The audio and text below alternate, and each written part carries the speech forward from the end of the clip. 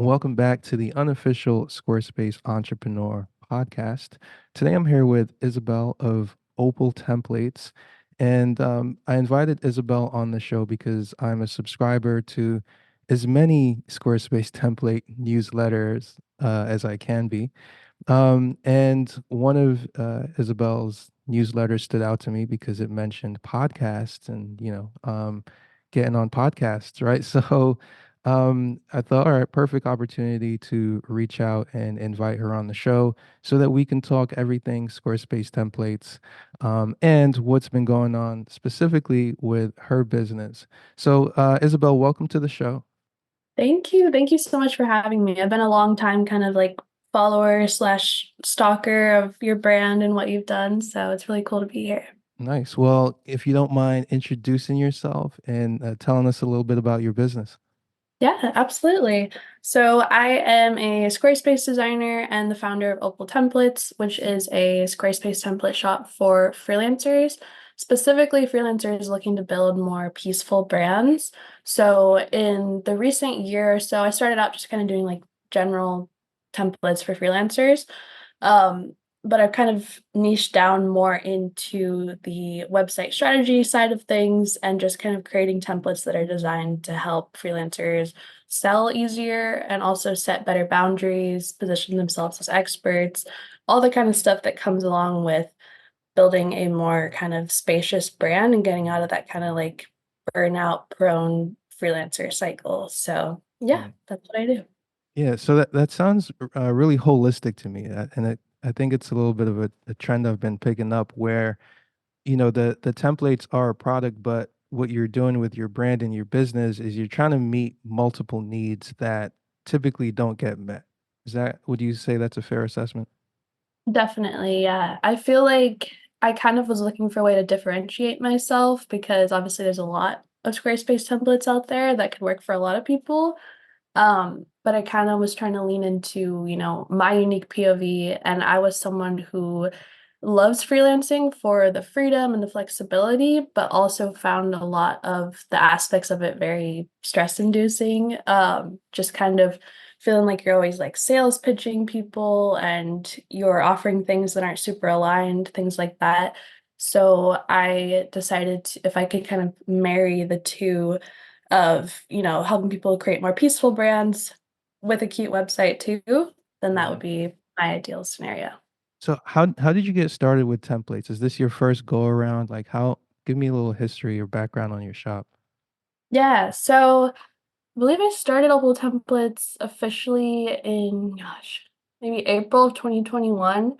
And before that, I started just doing general, custom Squarespace design and development in October, the October before that year. And I'd done some custom websites and, things went fine for the most part. But I just kind of found the, revisions process, the kind of messy timelines that are prone to, be extended when you think you're going to finish a site in X amount of time and that almost never happens. So I don't remember exactly where I saw well, my first course was the I Love Creatives Squarespace development course, and they have a few templates themselves. So that was kind of the first like inkling of was like, oh, I didn't know you could even do this. I didn't know you could sell templates. And then I just saw more designers offering it, and I thought it was a really cool way to kind of be a little more passive. I say that in quotes, because obviously there's the support side of things and all that you get into. But also just more creative too, because you have that freedom. Like you're making the whole design and no one else is, giving their revisions or anything. Yeah, I feel like that's the best part, one of the best parts. Mhm. Um, so, you mentioned kind of refining your point of view and honing in on what it sounds like is your why for your business, right? Which is a more Mhm. peaceful lifestyle when um the tendency when it comes to like freelancing is it's actually a very stressful lifestyle. So it's like, how do you create that peace? So how have you been able to like create that for yourself or what are some of the challenges that you've experienced that you're working through? Yeah. So Opal Templates itself was kind of my way to niche down and stop offering, custom design or any other services that felt really hard for me. So that's kind of been my catalyst for just paring things down and realizing like, okay, this is my business. There's no reason for me to be offering something just because, I think I have to, which I feel like is something a lot of freelancers fall into where you start out and you're trying to learn everything you can and you see, whatever your niche is, you see, okay, let's say, because I started as a social media manager when I was very brand new to freelancing, I saw everyone was doing full service management and they were doing this amount of calls and this amount of check-ins. And I was like, okay, that's what I have to do. Um, but I didn't enjoy that either. I ended up liking more of the kind of one-off projects like social media strategy and things like that. So a big part was just kind of letting myself explore the first year or so and then Yeah. realizing, okay, some projects are actually fun to offer. Of course, the client makes up like a huge part of that too. If you have like an easygoing, nice person you're working with, then it's almost always smooth sailing. Yeah. Um, but yeah, that's actually, I've recently changed my kind of like freebie offer to be all about just building peaceful offers because I realized like doesn't matter how strategic your website is if the things you're actually offering don't feel good. Hmm. So that's definitely been a big part of my process is just looking at what I'm offering. Yeah, that's really cool. Um, what have been like, so you mentioned letting go of the work that didn't feel good, really. Um, like how were you able to do that? Was it just like a cold turkey thing for you, or did you kind of feel like, okay, I've got to ramp up my digital products? Like, what was that transition like for you? Yeah, so I've done a variety of things. I'm someone who's never been afraid to be like, okay, if I have to just like work a normal job in between, I will. So that I can make sure my business is only growing in a direction I want it, if that makes sense. Because I feel Yeah. like you can get into that really frantic space where you're like, okay, I just have to take any client, any project, and then it's like, what am I even doing this for? Because it doesn't feel good. You don't have time to market the things that you actually want to be putting energy into. So when I first transitioned to like being the owner of Opal templates instead of just a web designer, I always made sure I had some like virtual assistant clients or social media clients that were still in the background. There's also been times where I've just worked a variety of normal jobs too. Even last spring, I was working part-time at a smoothie place and a farm, and then also a startup, and then also had my business. Mm. So I'm not afraid to like have a variety of things as long as they feel good, if that makes sense. Yeah, it does make sense. And that's actually been a reoccurring theme um within this particular space is just to have that kind of piece that you describe, not having like your life depend on this thing succeeding or not. I think that's really important. It's also cool for me to hear it too because like for me my life depended on it. So I'm at a point where it's like refreshing to like put a lot of these lessons into practice for myself. Um you talked a little bit about your freebie offer and like uh I mentioned your newsletter. Talk to me a little bit about like your marketing and what you've tried, what's worked well for you, what hasn't worked. Yeah, so my marketing, I've tried to kind of stick to the, one kind of short form platform, as well as something that is more like longer term nurturing, something that I own more. So that's been my newsletter is just kind of a way to pull people off of social media or wherever else they come from and just, be in my ecosystem, which I feel like we all know is like the golden goose of online marketing is you got to have that email list.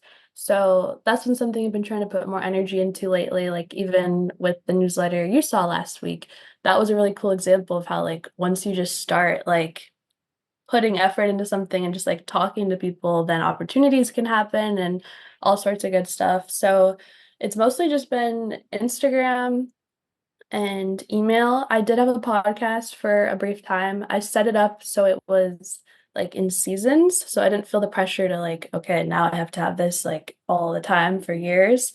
So that's been kind of cool to know that I can always revisit that. I've considered, starting a new season, because I was mostly doing interviews on there, and that is always a great way to market when you can just collaborate with people and just like, find a common audience and then just share tips with each other that way. I feel like that always works really organically.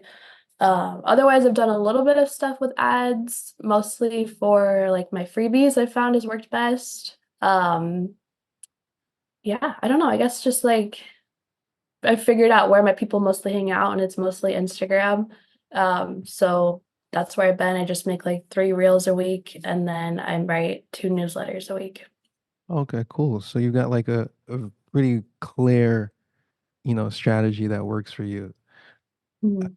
I've, with the podcast, like I'm in a new season now, and this has been 6 years, and it does work a lot better for your like mental health and well-being when you can take time away, recoup, and then reemerge with something slightly different or revised or whatever it is, but it does create like a good feeling overall. Yeah, I also hate the idea of just like putting out content because I feel like I have to. Like I feel like that's the last thing the world needs is just like I'm putting this out here because it's on my schedule. It's a Tuesday, so it's out there.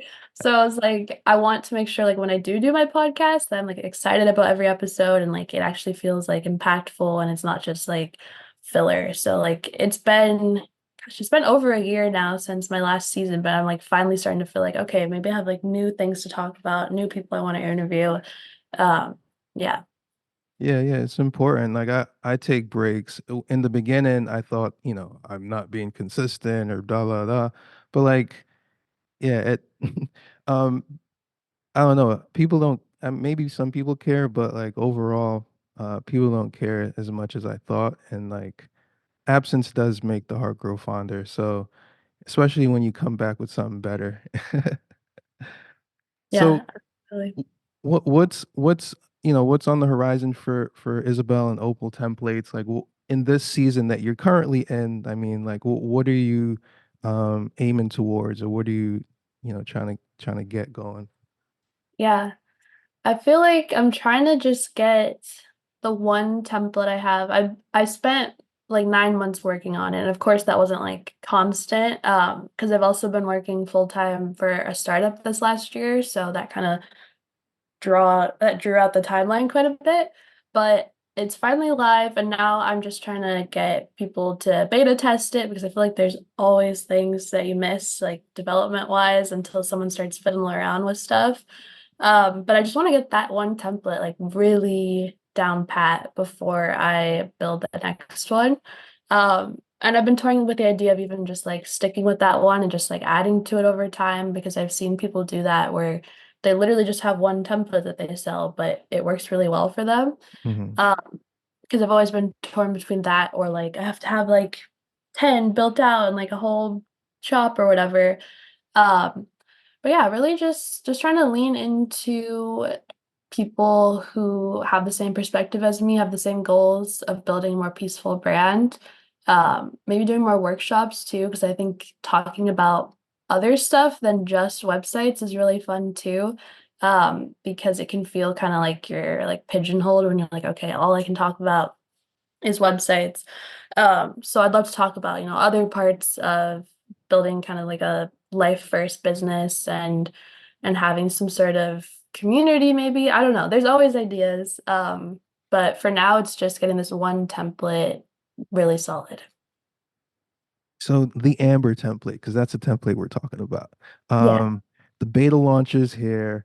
How would you describe this template to someone listening to this show who, they obviously they can't see it right now. But how would you describe it? I've tried to kind of strike a balance for the design between playful but also classy, like a little bit grown up, but like you still like to have fun. I feel like that's where my design style has kind of landed over the years. Um, of course, I've tried to make it very much like it's also a blank slate for your branding, so it can take many forms. But yeah, I feel like it's playful, it's got the strategy baked into it. So this time around, I've actually decided to include, I have a course called the Strategic Freelance Website, and Mm, I've just bundled that with the template because I feel like they really have to go together. You need that foundation first. So it's something where I want people to spend the time on the copy prompts first before they even touch the template. And then once they're ready, the template is laid out. So, each section has its correlated section on the website. But yeah, I feel like it's a very fun template that's also designed to like get stuff done and like make sure like it's working harder for you to sell your services. Like a service sales page is a really big part of what I mm, offer because I feel like there's a lot we could do to help our potential clients figure out independently if they're going to be a good fit before they, book a call with us. So they just need that kind of final nudge by the time they actually get to you. Um, yeah, I feel like that's one of the biggest selling points is the sales page, and there's also a client welcome page. So that's really where the boundary setting comes in. So you can outline things like, your office hours and your communication guidelines in a way that also feels exciting for the client. So they don't feel like the second you start working with them, you're like, okay, this is how it's going to be. But instead, they just have like the necessary information they need. But mhm. I also encourage like doing like a welcome video and like making it very like exciting for them so they feel supported in working together. But yeah, that's a little sneak peek inside the template, I guess. Yeah, that's cool. You mentioned work the path of like, do I keep working on this one template or Mhm. that kind of decision making process. What I think is interesting, especially like when you have one template, is um how many versions of this same template can I see, Mhm. as a way to like get my mind spinning as a potential customer, like, oh, okay, yeah, I can do that, or yeah, I can do this with this, it's like the thing I love about templates, it's like a perpetual game of making something easy to customize, and then like it's almost like a snake eating its tail kind of thing, right? It's like um you want to give someone somewhere something good to start with that they can then make their own, but then yeah, that's it. um Um, I'm not sure if I had a question there. It was just kind of like a free thought. No, you're right, because that's something I've been trying to balance, like with the coding aspect. It's just like how much, how little, because sometimes there's things I want to do, but then I realize if I do that, they're gonna need to like get into like JavaScript and stuff. I'm like, I don't want to make anybody do that. Um, so that's been something I've kind of had to wrestle with as a designer is like seeing my designs as valuable, even if there's not like a ton of code in there, but just enough to give them, those special features and looks that you can't get just on a normal Squarespace template. But it's definitely a tricky balance. Yeah, I should probably ask more questions about what you just mentioned because, there's a whole spectrum. There's some templates that have a ton of code, ton like all the way to the left, and then you've got templates that there's no code involved, and it's just really uniquely or well put together. And the question that I always bring to people selling templates, it's like, well, like who are your customers and how are they relating to the product? Because just because you sell templates, it doesn't mean you have the same customer as everyone else who sells templates. And I think that's like an important distinction. And we keep kind of going around it, but like your particular brand and your point of view and your why for your business um, is almost more important than the template because it creates kind of like a an alignment where again you can offer not just the template, but here's what you actually need to make this successful for you, or here's the other components to your business that are just as relevant, just as impactful as your website. Um, so yeah, that's what comes to my mind because like I've personally, dealt with that whole like, oh, is this too complicated? Oh, how do I make this simple? Or is this even good enough? It's not. Let me just like abandon ship. So this is just, I guess, encouragement to anyone out there listening that like your own personal like thing is your thing. Like unless your point of view is the thing that's saturated, then the market's not saturated. And if you've got a saturated point of view, then maybe you should get out of your bubble. So yeah, that's my thoughts on that.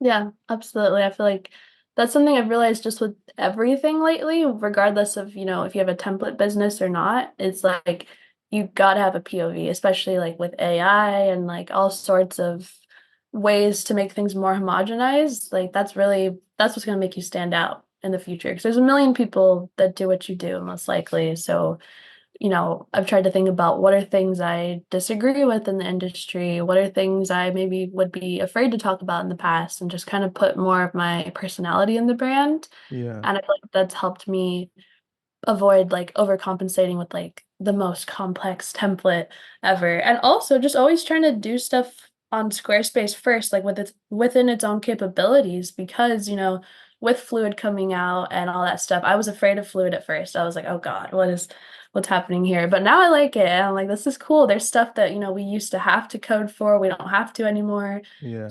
And I took two different Squarespace courses. I took the I Love Creatives one which was all about really the most you can do without code first. Hmm. And then I took the standout Squarespace one, which is all about, what you can do with code. So Yeah. I've tried to kind of balance that because I'm not the best coder. Like I've like figured it out where I can get things done, but I'll find that, certain coding tasks will just take me forever to the point where like one day I would love if I could like hire a developer or someone to help me because it should not take that long.